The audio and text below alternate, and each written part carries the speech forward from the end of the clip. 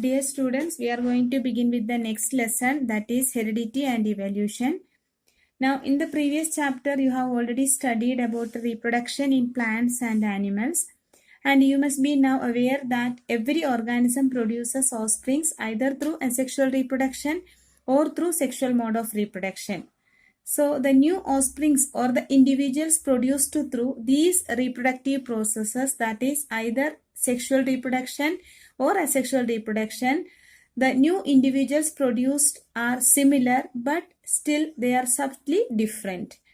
In case of asexual reproduction, although all the offsprings resemble each other, yet very minor differences arise in them. On the other hand, in most animals, including human beings that reproduce sexually, offsprings do look like their parents, but they are not exactly identical. Also, they do not exactly resemble with their parents. In fact, quite distinct variations are visible among them and with their parents. So here we are going to discuss mainly the three major points, that is regarding variation, heredity and evolution. Now, it is very commonly seen that members of a species are largely alike.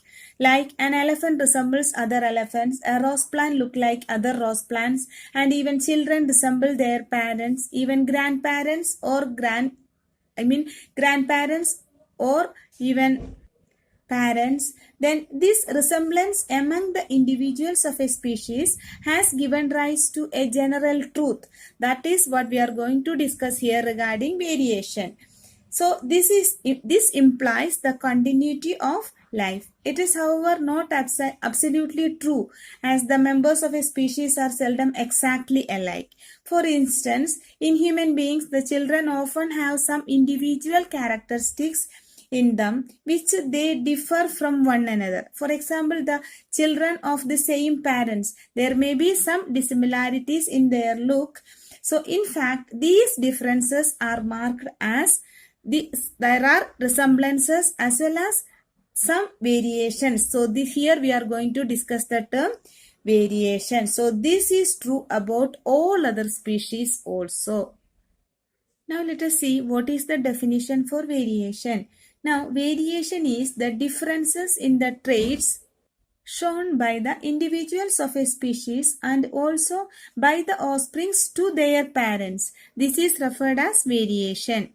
Now let us see what are the importance of variation.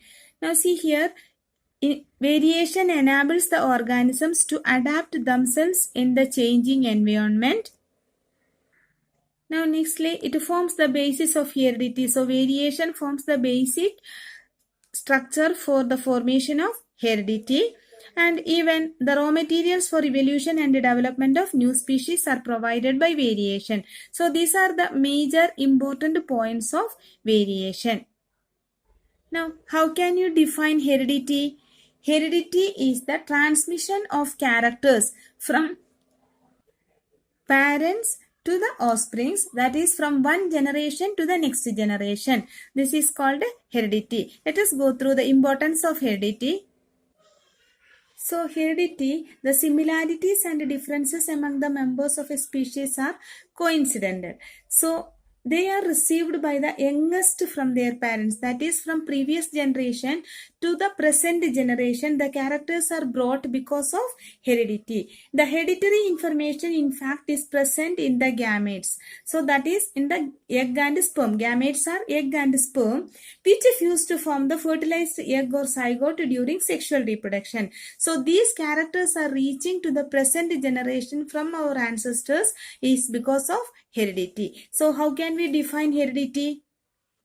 It is the transmission of characters from parents to the offspring, that is from one generation to the next generation. That is what is called heredity. Now let us define evolution.